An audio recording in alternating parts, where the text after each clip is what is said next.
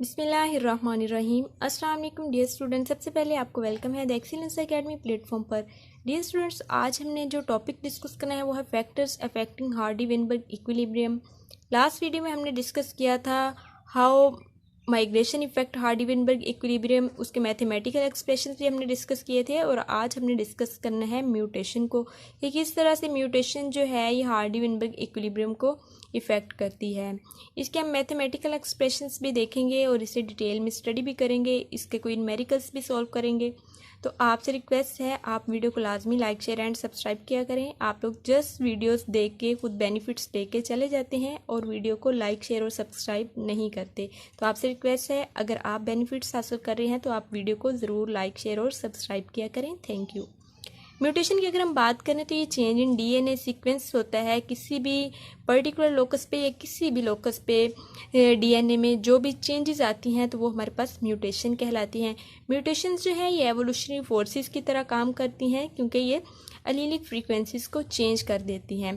तो जब भी एलीलिक फ्रीक्वेंसीज में चेंज होता है तो फिर पॉपुलेशन के अंदर न्यू एलील्स जो हैं वो अराइज होते हैं और पॉपुलेशन के अंदर वेरिएशंस आती हैं।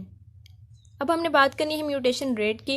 म्यूटेशन रेट क्या होता है और इसे हम यहाँ पे क्यों डिस्कस कर रहे हैं, इसे इसलिए यहाँ पे डिस्कस कर रहे हैं क्योंकि नेक्स्ट जब हमने मैथमेटिकल एक्सप्रेशंस देखनी है तो उसमें ये म्यूटेशन रेट जो है इसका जिक्र आना है।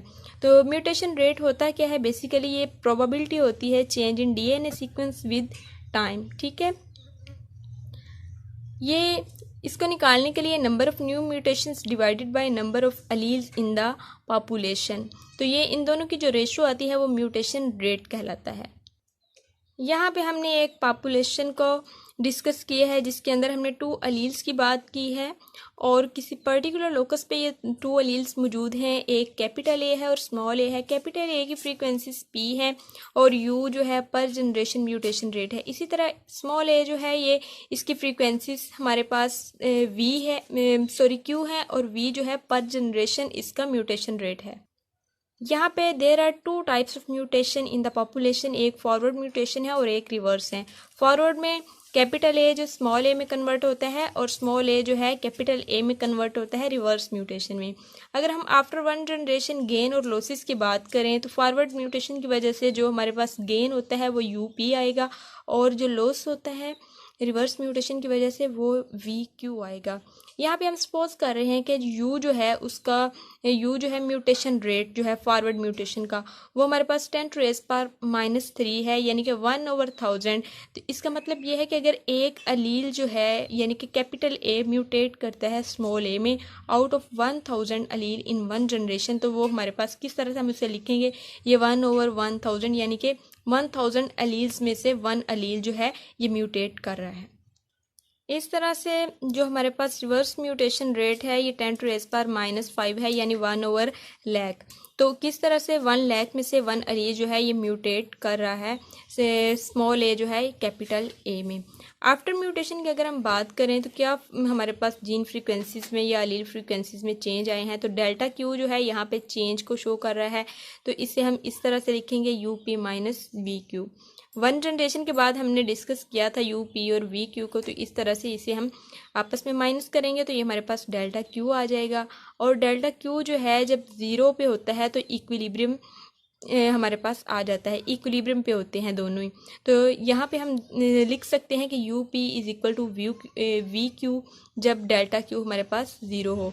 हमें पता है कि हार्डी-वेनबर्ग फार्मूला जो है ये p plus q is equal to 1।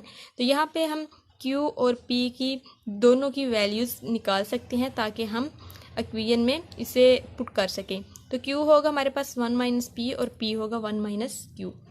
इन्हीं वैल्यूज़ को हमने पुट किया है इक्वेशन 1 में। तो इस तरह से हमारे पास Q की और P की जो हैं ये वैल्यूज़ आ गई हैं कि किस तरह से म्यूटेशन जो है ये इफ़ेक्ट कर रही है पॉपुलेशन में दोनों एलील्स को, कैपिटल को भी और स्मॉल को भी। यहाँ पे हमने अब डिस्कस करनी है एक इसकी एग्जांपल।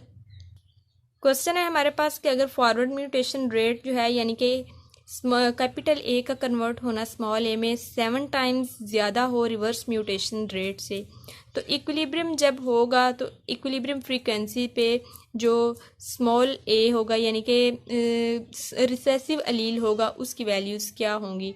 तो यहाँ पे हमने वही फार्मूला यूज़ किया Q is equal to U over u plus v. U जो है ये फॉरवर्ड म्यूटेशन रेट है, तो वो हमें क्वेश्चन में बताया गया है कि ये 7 टाइम जो है ये ज़्यादा है रिवर्स से, तो यहाँ पे हम 7v लिखेंगे और इसी तरह से v जो है ये हमारे पास फिर 1 होगा। इन वैल्यूज़ को हमने फॉर्मूला में पुट किया और हमारे पास जो आंसर आ गया क्यू का वो 0.87 है। तो ये था हमारा आज का लेक्चर। होप सो आपको समझ आया होगा। काइंडली वीडियो को लाजमी लाइक शेयर और सब्सक्राइब कीजिएगा। Thank you so much. अल्लाह हाफ़िज़।